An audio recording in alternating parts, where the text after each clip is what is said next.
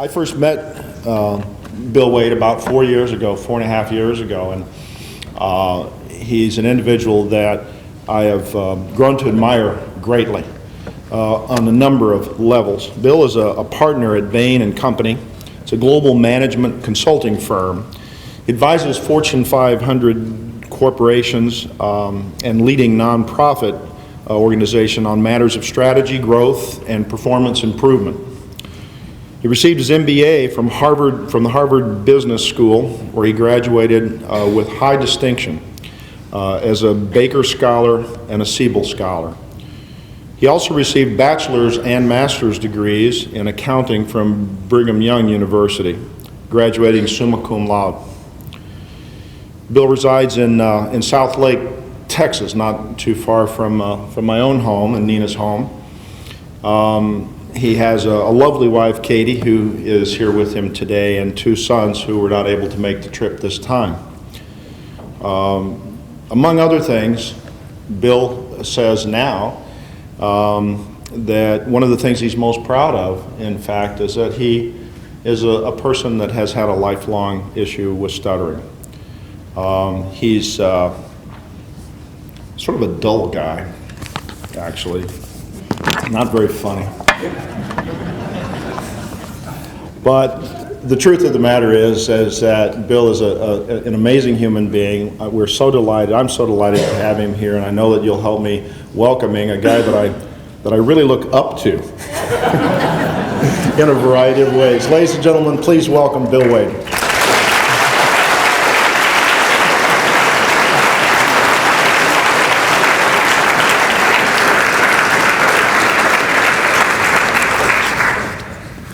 Thank you, Lee. That was a very kind introduction. It's always nice when the bar is set as dull and not funny. It's all uphill from here. It's wonderful and humbling to be here. I'm a huge fan of the NSA and of this conference. In fact, it was back in 2008 when I attended as a first-timer in Parsippany, New Jersey. And I consider that one of the turning point experiences in my journey with stuttering. And thank you so much for attending this afternoon. I suspect you're here for one of 2 reasons. Either I'm the only speaker at this time slot and you feel a bit obligated, or you just wanted to meet the guy who would be so arrogant as to put Harvard in the title of his address. I'll be honest with you, I actually don't like the title that much, since I don't define myself by where I went to school or by the fact that I stutter. But in this case, and for many years, I was plagued with false perceptions about myself and stuttering. And this title happens to be one of those. Guys from Harvard don't stutter. I had to shatter that and other myths before I could fully progress. Thus the title, and hopefully not the arrogance. I'll segment my remarks into 2 parts. First, I'll introduce my story. I hesitate to be too autobiographical, but my personal experience sets the backdrop for the second half of my remarks, which is around some of the lessons I recently learned that literally transformed my life and outlook on stuttering. My underlying objective is to help deepen our appreciation for the fact that stuttering should not hold one back. And then after I wrap up my remarks, I'll open it up for some Q&A. So first, my story. I can actually view my life through the lens of how I've interacted with stuttering. Let's call it my struggle with stuttering. So this chart up on the screen will help to illustrate this history. On the vertical axis, on the up and down part, there is the degree of struggle from high to low, the amount of struggle. And horizontally, you're looking at the passage of time, including important life stages for me. And I'll talk through this. So let's start with my youngest years. The red line will track that struggle with stuttering, and the yellow points will be some of the high points along that. My first memories of stuttering are from when I was 4 or 5 years old, and I recognized that some words were harder to say. They just didn't come out right. I learned some early tricks though. In fact, for a while, I could only start sentences with the word mom. That became pretty awkward when I was speaking with my dad. In elementary school, I experienced the typical stuttering anxiety of reading in class, counting down the names until it was my turn, and hoping not to embarrass myself. There was nowhere to hide in those situations, and you can only play the bathroom pass card so many times before people get suspicious. Whoa, sorry. But overall, I was a pretty happy kid. But I noticed I began to avoid certain people, situations, and words. I actually became pretty proficient at what I call the jump rope method of avoiding a stuttering moment, particularly blocks. You know, when you're kind of just waiting for that right time. You wait, you wait, you wait, then you jump in all of a sudden. But quite frequently, that avoidance jump rope would whack me in the back of the head, and so that game became less fun over time. I remember in 6th grade, I struggled to talk to my teacher, but I developed a creative approach. If I had something to say, I would walk by her desk very casually. So if I felt a stuttering block coming on, I could abort the mission at the last second and circle around 2 minutes later for another approach. I got a lot of in-class exercise that year. Nothing to say. Just walking around. Curious guy, actually. My anxiety about stuttering grew, and that really worried me. I knew I had to change something. So in junior high, I shifted from guardrail to guardrail, and I got really involved in a lot of activities. As part of that guardrail shift, I ran for student body president in 7th grade.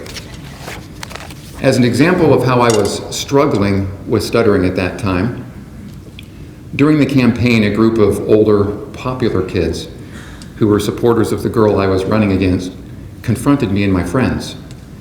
In a very angry tone, they demanded to know, which one of you is Billy Wade?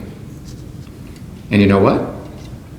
I couldn't get the words out to say, it's me. I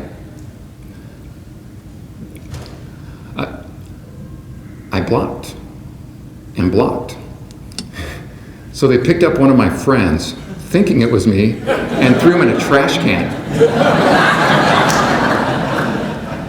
So this is really about the protective measures of stuttering blocks. Now, my friend, I felt really bad about that. Despite the setback, I somehow won the election, and my confidence grew. The struggle with stuttering decreased for a time, you'll notice that in the chart, because I wasn't letting it hold me back. But it was still there, lurking in the background. Then I transitioned to high school, which brought new challenges and expectations. And I really struggled at first. That yellow marker on the slide, that high point, was actually my freshman year Spanish class, where I learned that I could stutter bilingually. In that class, I had to give a 4-minute presentation in Spanish, and it literally took me 20 minutes. I struggled with every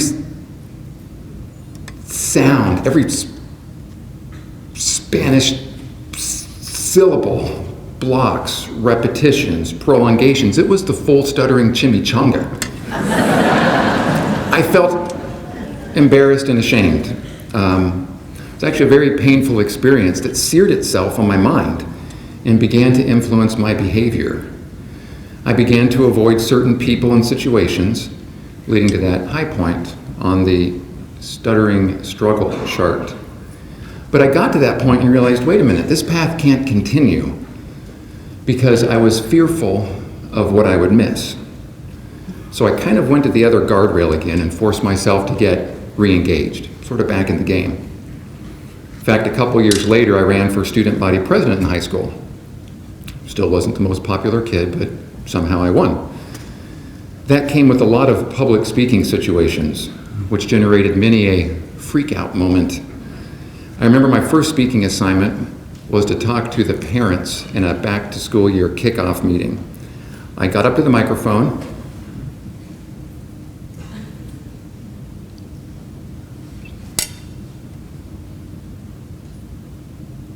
But no words. I could totally relate to King George in those scenes from the King's Speech, minus the castle and the unlimited wealth. But an interesting thing happened. As I gained experience, the fear was somewhat replaced by controlled excitement in those situations. And I learned that I really enjoyed communications even if I didn't trust my capability. At one point, I even became a DJ for our high school radio show. And the funny thing was that DJ Dollar Bill rarely stuttered when he was rocking the microphone. But inside, I knew I could be found out at any moment, so the hidden struggle remained. So then I transitioned to college and experienced a similar cycle. After my first year of college, I took 2 years off to serve a mission for my church in Spain, where I learned again that I was pretty proficient at stuttering in Spanish. Those first years in college started well. The expectations seemed a bit lower, not really focused on grades or finding a job yet, and I really excelled at nonverbal activities. For example, I was the milk chugging champion at my college. 15 and a half cups of milk in 4 minutes, just 4 ounces shy of a gallon. That's a pretty serious source of street cred at a school like Brigham Young University. And we're not talking about skim milk either. This was full 4%.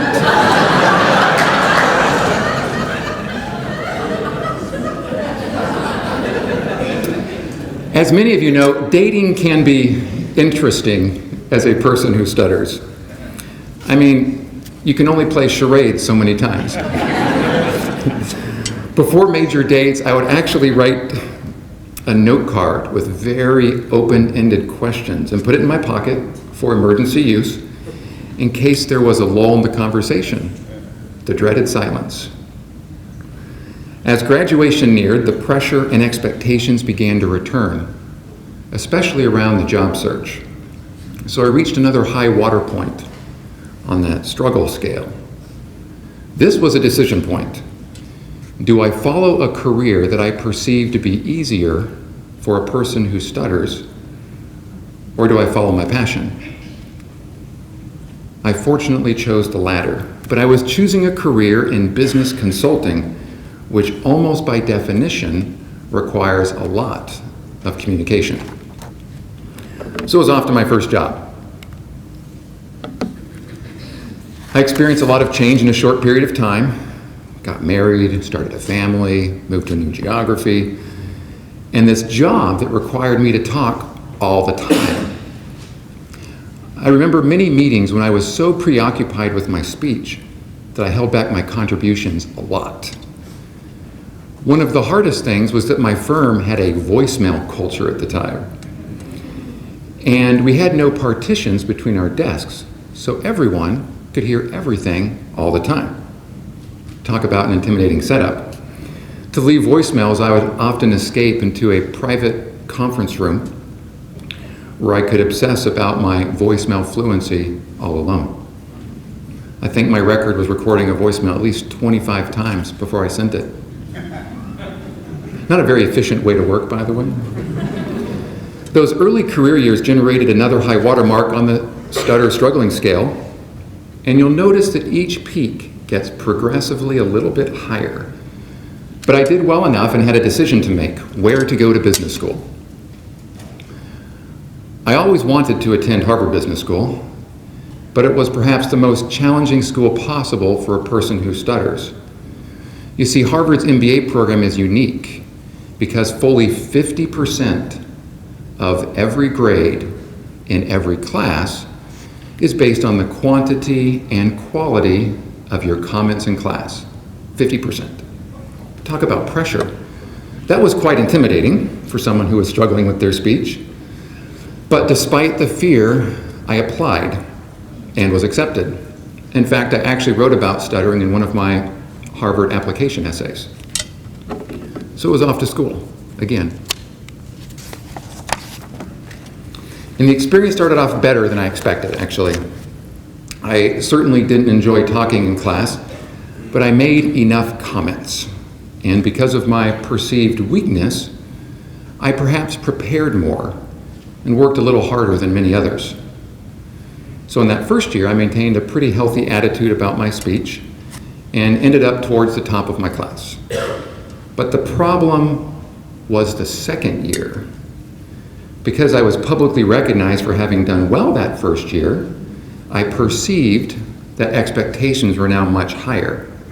Now I was that guy from Harvard who was expected to sound smart and be articulate and fluent with every word, and I feared that expectations were outstripping my capability. And my struggle reached a lifelong high point, and I began to avoid and hold back. I remember experiencing many severe stuttering blocks in that second year. Just nothing would happen. But fortunately, the professors there had not been trained in how to do fluency counts. I made it through and ended up graduating in the top 5% of the Harvard Business School class.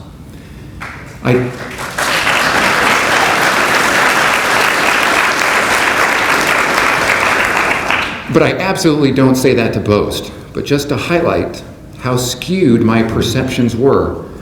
I thought my performance was really lagging because my class comments often weren't very smooth, but apparently the content was okay. So after graduation, I decided to return to my former consulting firm. Back to work. Now this is the point where my struggles really increased. Yeah, well, I was right. The challenge was that my role had expanded. I was no longer the guy working on spreadsheets in a back room and preparing analysis on some business issues. I was now the person for meeting with the CEOs and senior executives and personally advising them on their problems.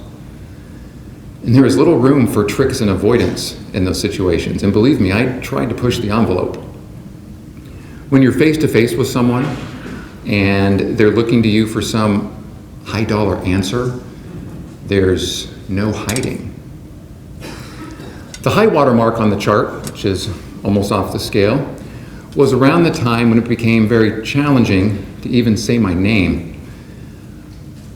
I remember the first time I met the CFO and the CEO of a $20 billion industrial corporation. I went up to shake their hand and said, "Hi, I'm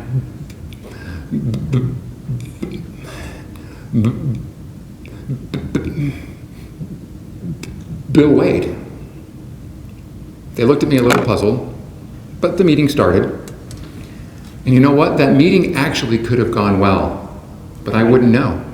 I had totally mentally checked out. I was still worried about that stuttering block and how stupid I must have looked. The inner struggle was beating me down. After many such experiences and the daily grinding tax, it is like a tax, of the struggle, I felt it was time to leave my career. I felt I wasn't sufficiently effective as a communicator and couldn't do the job. So about 3.5 years ago, I announced that I was resigning. The fact is, I was running away. I was not only being held back by stuttering, I was being pushed back. But that's when everything changed. I was at a desperate point when I was willing to shake up my fundamental beliefs about myself and stuttering. I was willing to start over. And that was when I began to really learn. Within a matter of weeks, I started a transformation that had far-reaching impacts. I experienced deep and personal change that took the stuttering struggle and just crushed it. And unlike other times when the struggle returned, these changes lasted and became more circumstance-proof. So that's the setup for the rest of my remarks. The key question is, what drove this transformation? I've reflected on this question a lot, and it's those lessons I'd like to share. One thing you'll notice is that the slope of that line is very steep on the downward side. This was a change that happened relatively quickly over a course of months. And quite important, you'll notice that that line has stayed low and flat.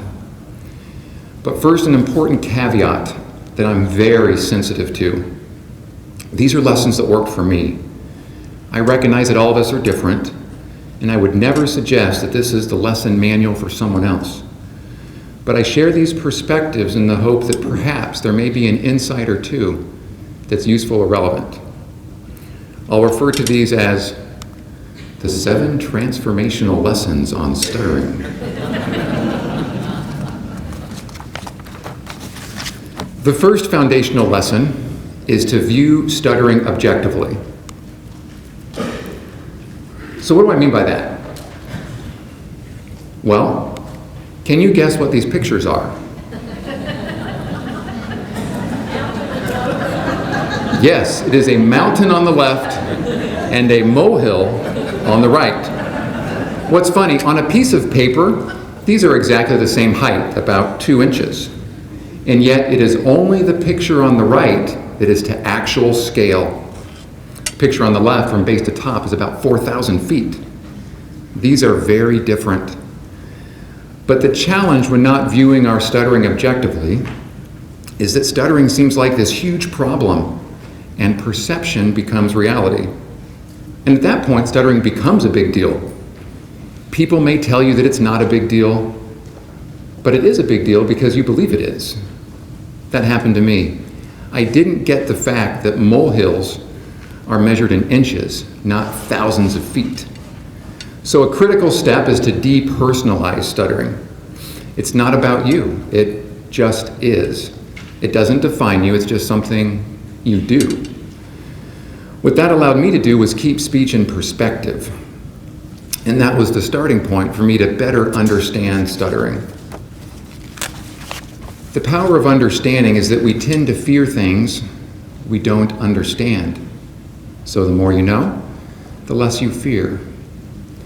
Now this shift to objectivity can be extraordinarily difficult given years of negative experience, negative associations, memories, and all the baggage that comes along with that. So I'm not saying this is easy. It was very tough for me. But it was something I realized I had to do in order to really prepare myself for change. It was the foundation. And so I started to believe this, in part because of conversations I had with some people who are in this room. One thing that helped me was I was fortunate to have people around me who were willing to give me very honest, objective feedback in a work setting. It really struck me when I started to hear some similar themes from others who weren't even SLPs or know anything about stuttering. It shocked me just how objectively others were viewing my stuttering when I in fact was not. Here are some of my favorite quotes.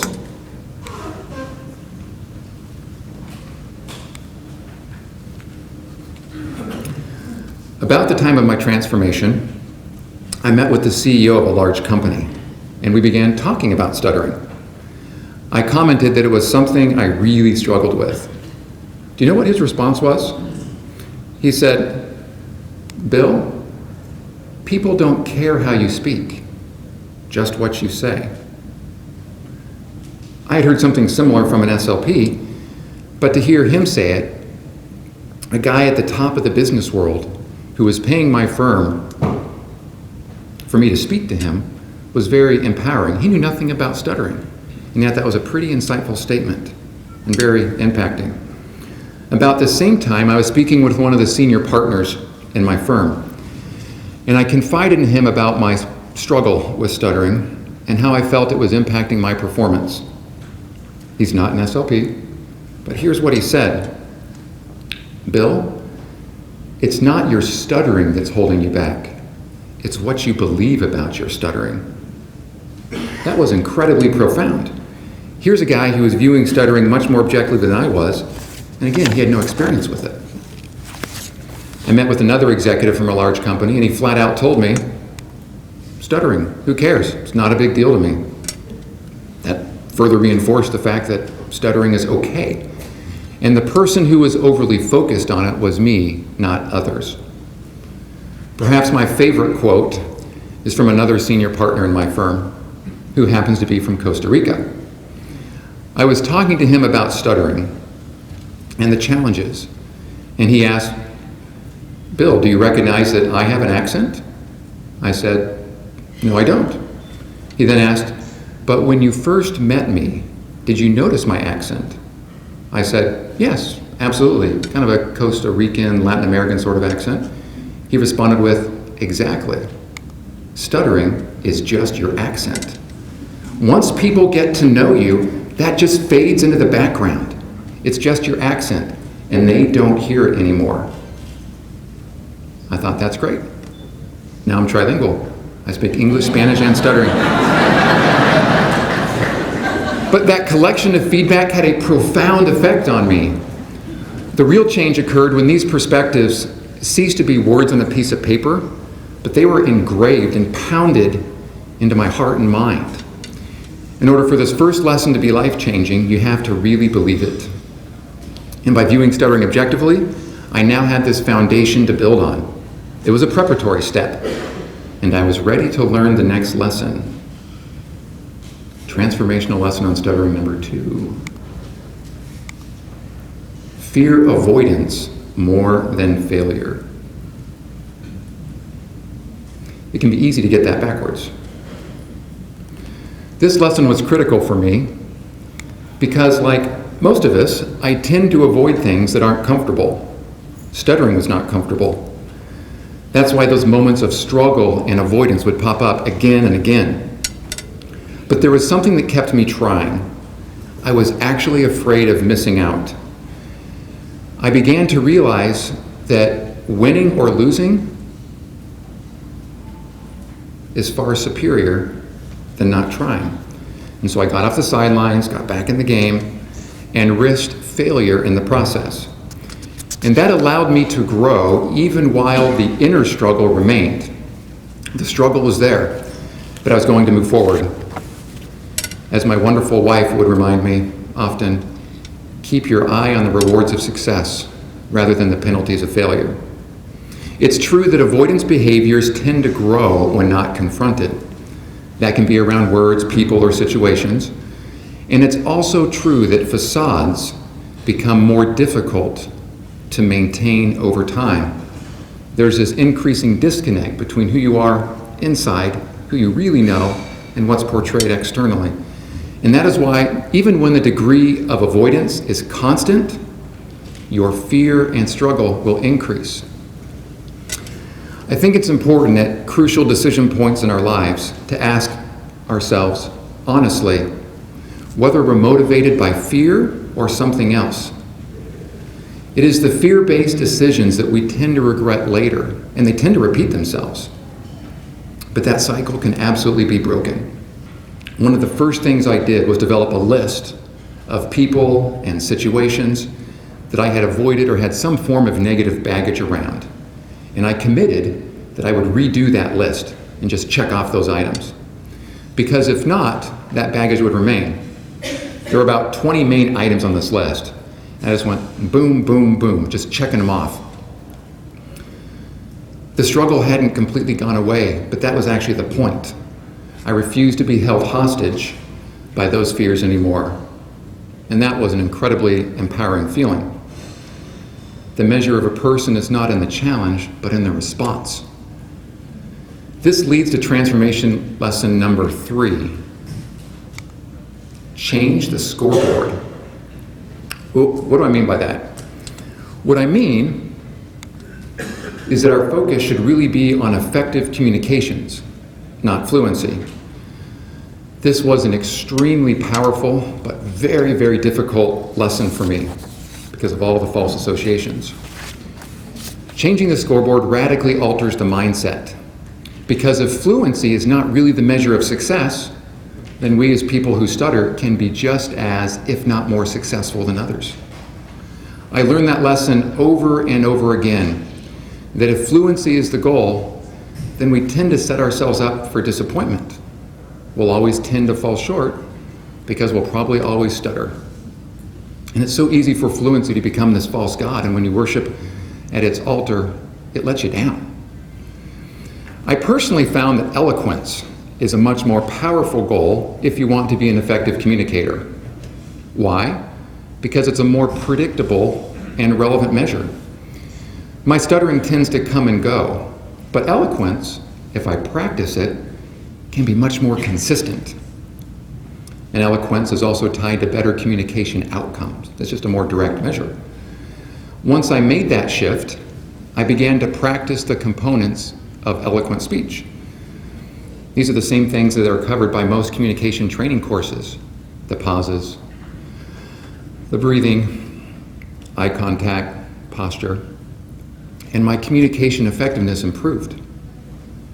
It's extremely liberating to realize that you can be very disfluent and yet be a very effective communicator.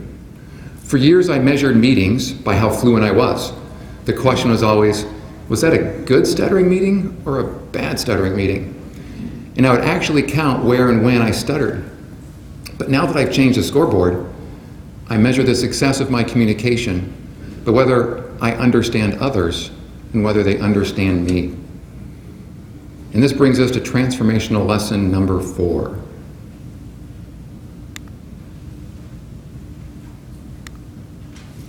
Communicate on your terms. What I found, especially when I got into my career, was that it was very easy to adopt someone else's style, to fit a particular mold, or fit someone else's definition of what a smart person sounds like.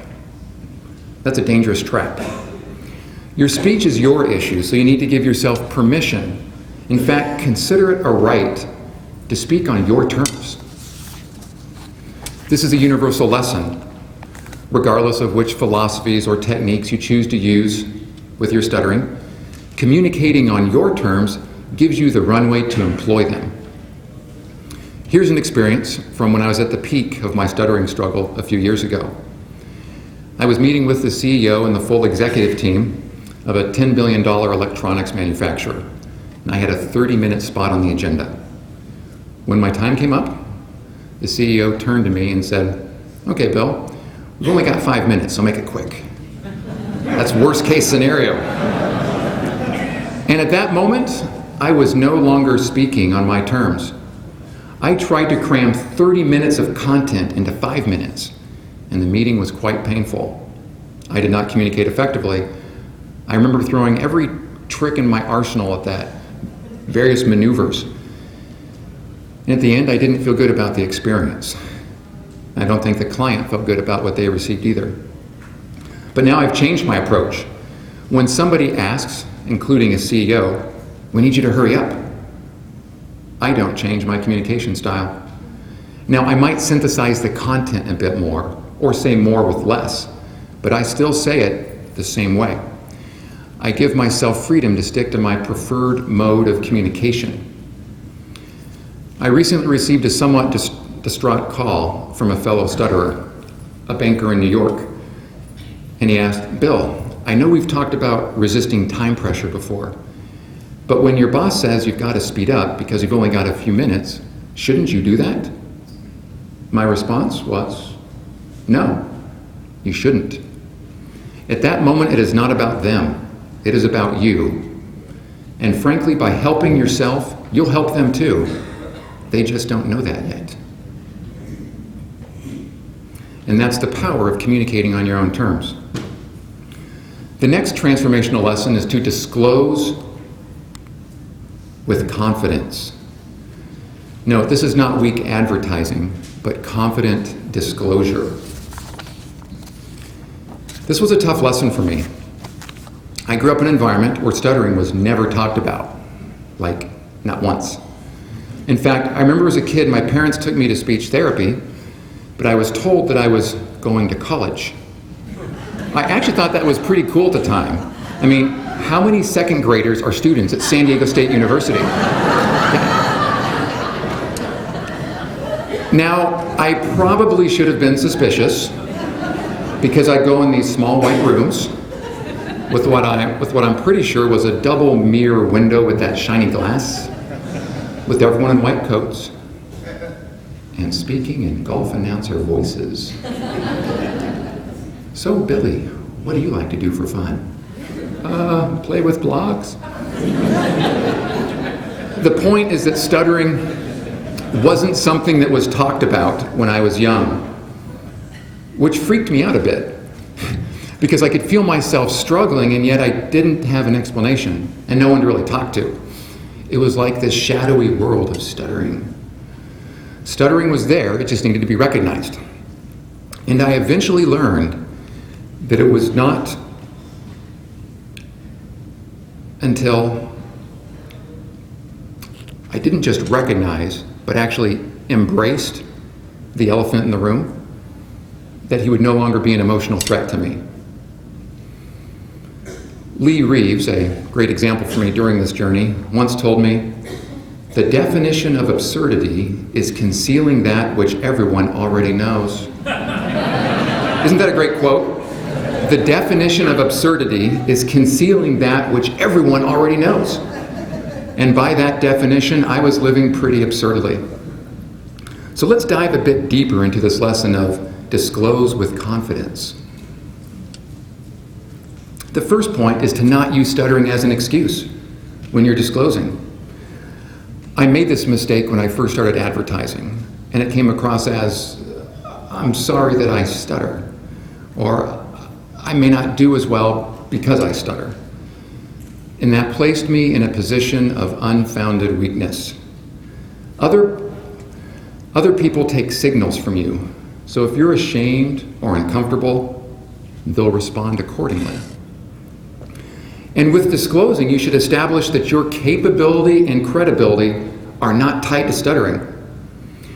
I actually tend to be quite matter of fact in these types of conversations and make it a natural part of some early interactions. So here's an example of a conversation I had shortly after I learned about this principle. I was having dinner with the COO of a $15 billion manufacturing company. And oddly enough, it was at a restaurant exactly 1 block away from this hotel. This was towards the beginning of my relationship with this executive, and this is how the conversation went. "Mark, you may have noticed that I stutter sometimes. It's something I've done since I was a kid.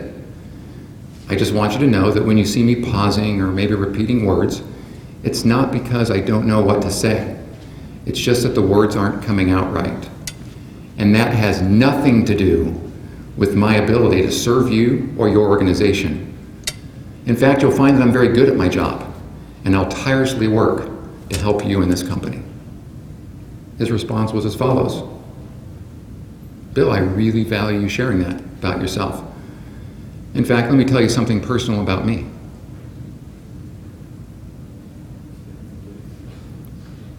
So ironically, by disclosing, in this case with confidence, it accelerated the relationship and it became much more personal and deep from that point on. It was always a little bit different in a good way. So here are a couple practical tips. I found that it's helpful to choose the right setting for disclosure.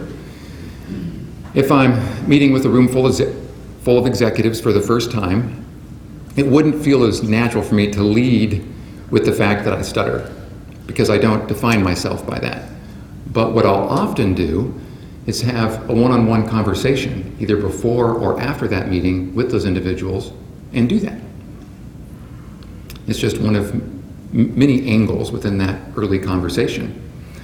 And I'll always make it clear that stuttering will not hinder my ability to serve them. What's amazing is that I have rarely had anything but positive experiences with these disclosure moments. As mentioned, it actually tends to deepen and personalize a relationship. Part of the reason that disclosing with confidence was so powerful for me is it created a measuring stick for whether I was just giving lip service to the attitudinal changes I was making, or whether I really believed them and was willing to act. So on to transformational lesson number 6. Maintain eye contact. Now, at first glance, this can seem very tactical, just keep eye contact, but it's much more than the physical act. It's the feeling that comes with it, that you're managing the situation, not vice versa. Thus, eye contact becomes an outward reflection of your inner confidence towards speaking. And everyone can benefit from good eye contact. You see it in every public speaking training course, right? But I think it's especially powerful for people who stutter, for not only does it signal confidence, but it reduces fear. The problem with not looking at a situation is you perceive that something is going on that may be totally different from reality. And I tended to skew to the worst case scenario. And so eye contact allows you to stare at reality and not judge it inappropriately. Two experiences really drove this lesson home for me. I was working with an SLP named Nina Reeves, and she gave me the Walmart challenge. She said, "Bill, I want you to go to Walmart and ask someone for something, but I want you to hold a block for like 30 seconds. I thought, wow, that's kind of crazy. Now, I was pretty experienced in severe blocks, but they were typically measured in numbers of seconds, not half-minute increments. She said, just do it for 30 seconds. I was like, and this is supposed to be healthy for me. She then instructed, but I want you to maintain eye contact and really focus on the person and their reaction. So I went over to the toiletries area, somehow thinking that'd be less embarrassing, whatever. And I approached a Walmart worker and I said, can you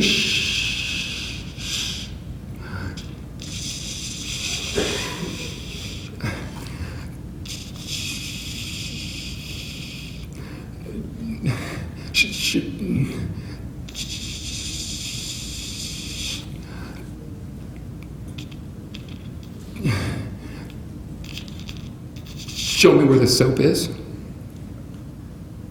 And her response was, oh, it's right there. And she casually walked away. I was like, didn't you notice that there was a guy here who almost died?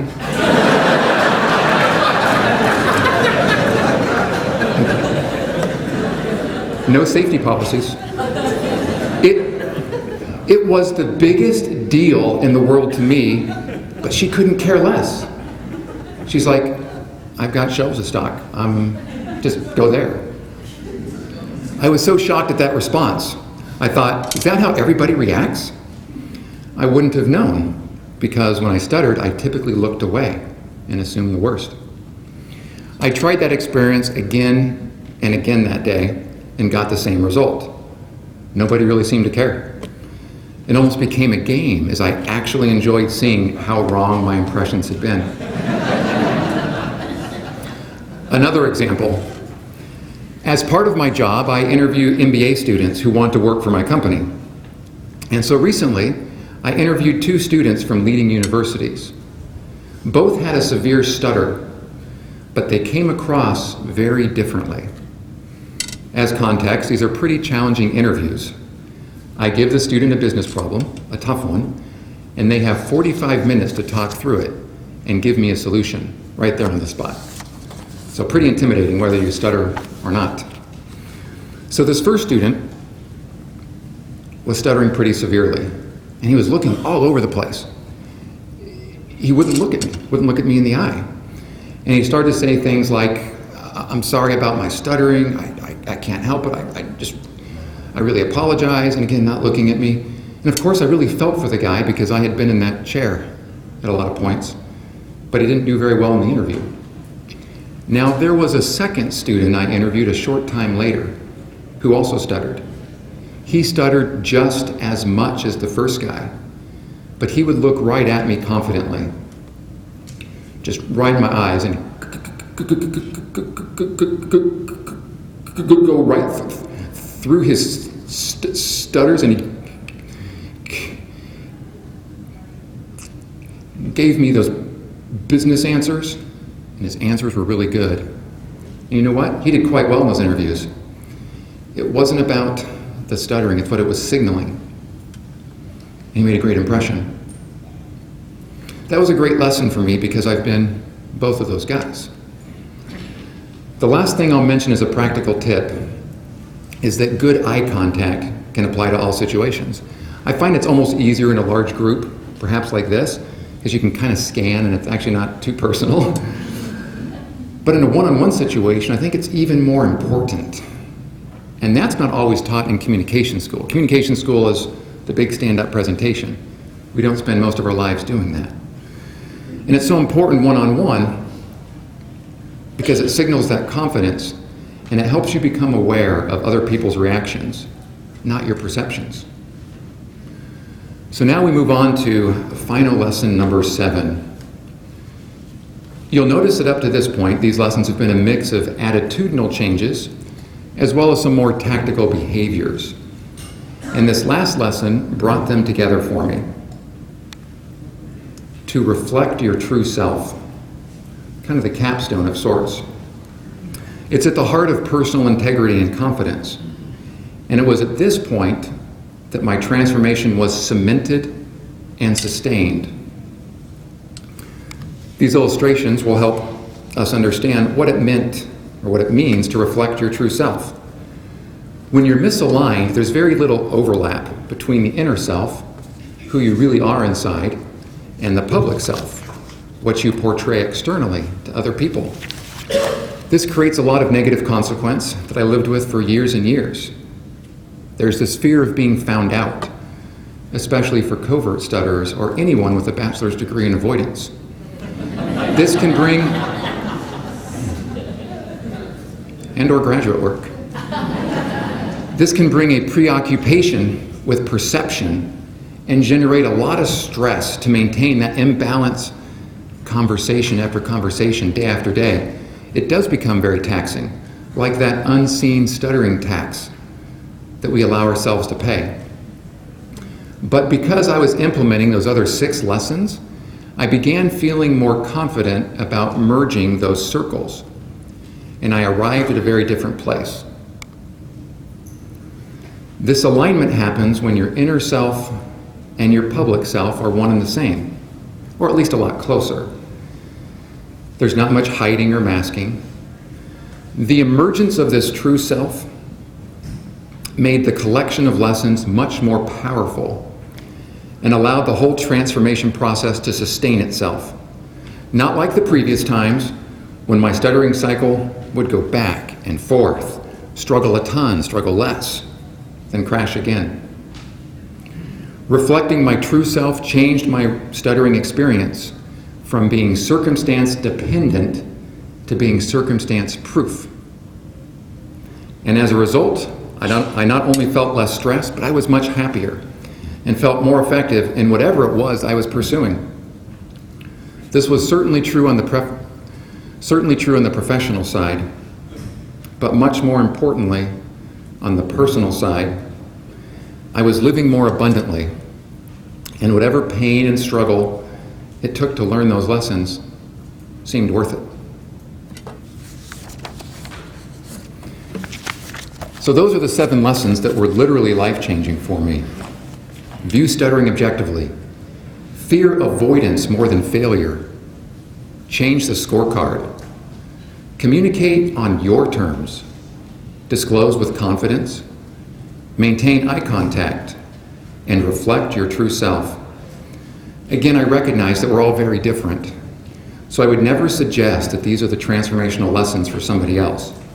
But perhaps there are some points that may feel relevant or spark some form of additional thought or change. I reflect on these lessons quite often. So let me share the rest of the story. We left off at the point when I had just resigned from my career. I was running away and was going to pursue something else. But because of these transformational changes, about 5 weeks after that resignation, I walked back in the office of the head partner in my office where I worked, and I said, I actually can't leave now. I know I've struggled in the past, but that's changing. I don't know if I'll be here for another year or another 20 years, or if I'll become a partner in this firm. But for right now, I've got to come back because I left for the wrong reasons. And this may surprise you, but I will be the most effective communicator that this firm has ever seen, or at least I'll try to become that. This person was totally stunned. He looked at me and with a warm smile simply said, "Welcome back." And he and the firm fully embraced me back. This was about 3.5 years ago, and at that critical point in my career path, this transformation stuck. And about a year later, I was promoted to partner in my firm. That felt good, but not nearly as good as the changes that precipitated that and had an impact on all parts of my life, not just the professional side. So let me wrap up with some concluding thoughts. First, I think each of these 7 lessons can be individually powerful, but for me, the combination was truly transformational. The effect was greater than the sum of the parts when I combined the attitudinal changes with some of the tactical behaviors and techniques. Second, the journey is more difficult if you go alone. I tried for years to keep stuttering to myself, but it wasn't until I reached out to others that I really progressed. 2 heartfelt thank yous are particularly directed to people in this room. First, to my wonderful and supportive wife, Katie, who is the best friend and advisor that a person who stutters could have.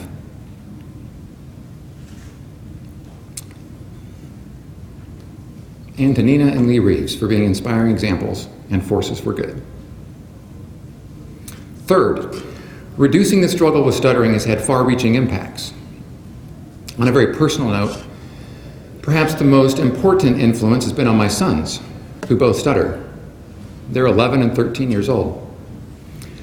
Had I allowed the stuttering, or better said, the struggle to overcome me, that would have falsely reinforced to them that's just how things are when you stutter.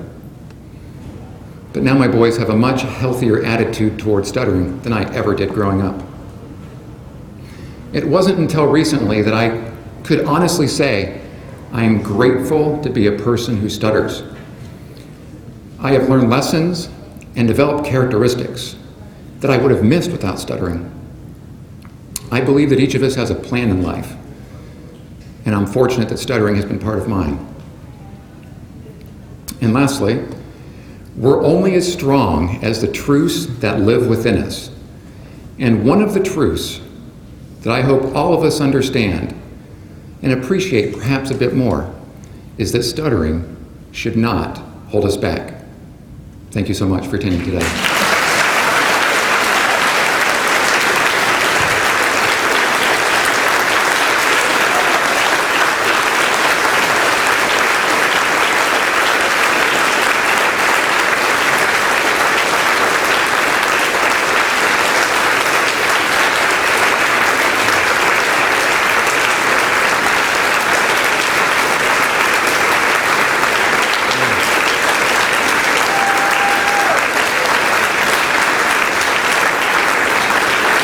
Thank you, that's very kind.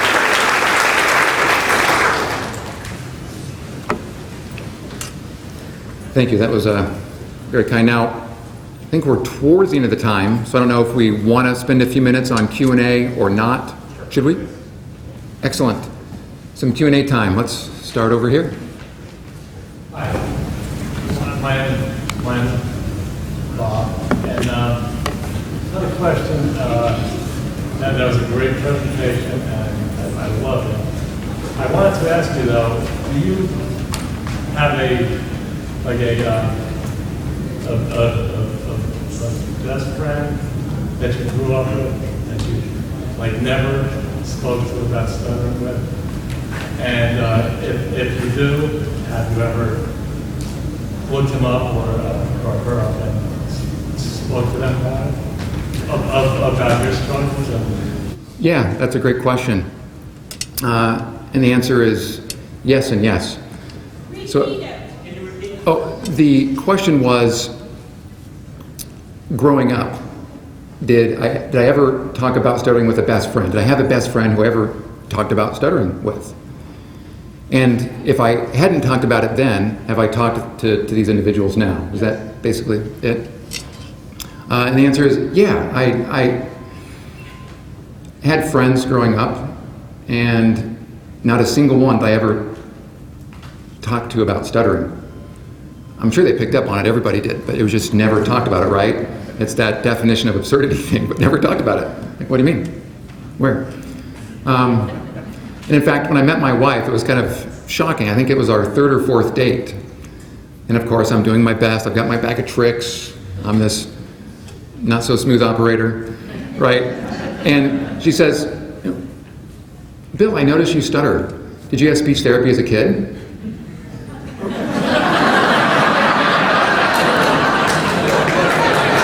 I was like, no hablo inglés.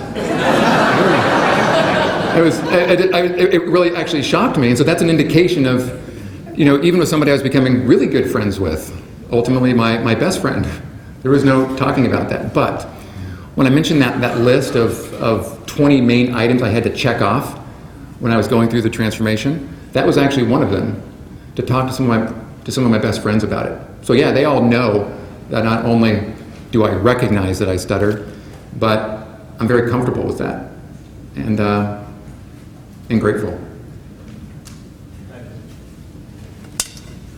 You seem to speak in a very spontaneous, natural way. Do you use any techniques to help you with your fluency? Good question. The question was, you seem to speak in a very spontaneous, natural way. Do I use any techniques to help my speech? Probably have a blended answer, because you'll notice on that lessons list, a lot of those things were less about techniques and more about attitudes and beliefs, which was really critical to get in place first, kind of that foundation. But I did mention also that when I kind of shifted to that eloquent speech mode and tried to put into place some of the more tactical things around good breathing, good eye contact, not physically holding back even when I'm speaking. Those things all helped. In fact, I went to a training program that included some of those techniques. And that actually really helped when married with the attitudinal things. And it was interesting, a short while after this transformation, there was a guy from my work who came up to me and said, Bill, I noticed you're a really, really good communicator. Do you have some tricks for me? Kind of smiled, of course, because of the double meaning, right, of tricks. But I said, well, here are some speaking techniques. And it was actually the list that I had created for my stuttering, but 80% of it applied to him. He's like, this is powerful stuff. You may want to give it a try. Pretty good. So the answer was yes. Blended the attitudinal, some technique stuff that was pretty important. One thing I did notice is that as one who blocked, I would get very, very tight. And so any technique that helped that to relax, including just the way I'd moderate my breathing a bit, was helpful, because it's how I breathe like normally, but you lose and there's nothing to fuel the speech engine at that point, and then everything else. Yeah, they're in the back, and then we'll go there. My name is Robin. You mentioned that you interviewed two individuals that had a severe stutter. Which one did you hire?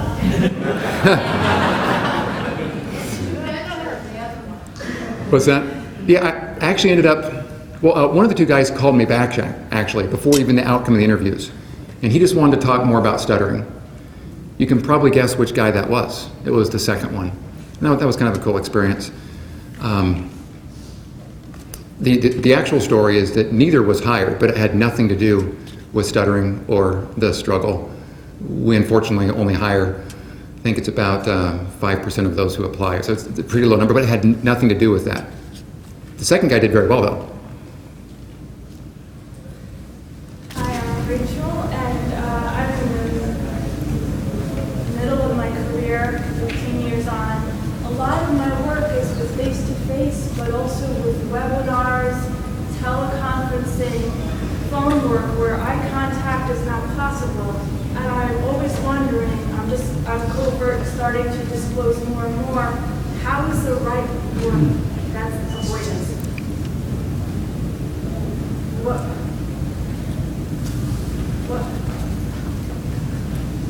is the right way to disclose in these situations? Or how do you do that kind of telework on a teleconferencing? Right. The question is, what's the right way to disclose in a situation when you're not face-to-face? Maybe it's a webinar and there's no visual contact.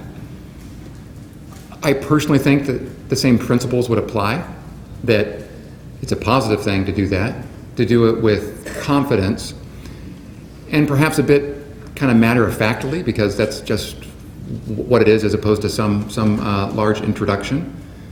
But I mean, that was one of the things that I had struggled with too, because when I was on a webinar or a phone call, I actually felt more visual license to use tricks because nobody could see me, right? And that was like great for 30 seconds, but for 30 minutes, like we're kind of all bundled together and it was not positive, not very good. And so I wouldn't necessarily approach disclosure much differently in that situation, but something that I think we would all sort of have our personally comfortable response to. Maybe one more. Hi, I'm Ed Bloom. You went to Harvard Business School. I went to Harvard Law School. And if you think you might have had problems, my son. When I got into law school, I didn't stutter very much. I had a speech problem, but it was totally manageable. After 2 weeks in Harvard Law School, I shot up from the bottom of your chart to the top. I got to tell you, folks, it took me 40 years to recover from it. I managed, I did all right through the confidence of people. I worked for a large company and I did pretty well. But the stress from that law school was unbelievable. I can imagine. It lasted for 40 years. That's great.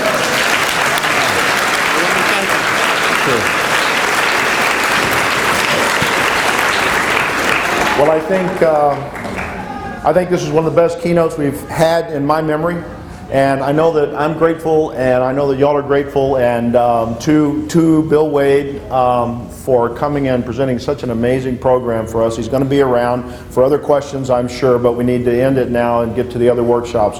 But on behalf of the NSA, Bill, thank you so very much.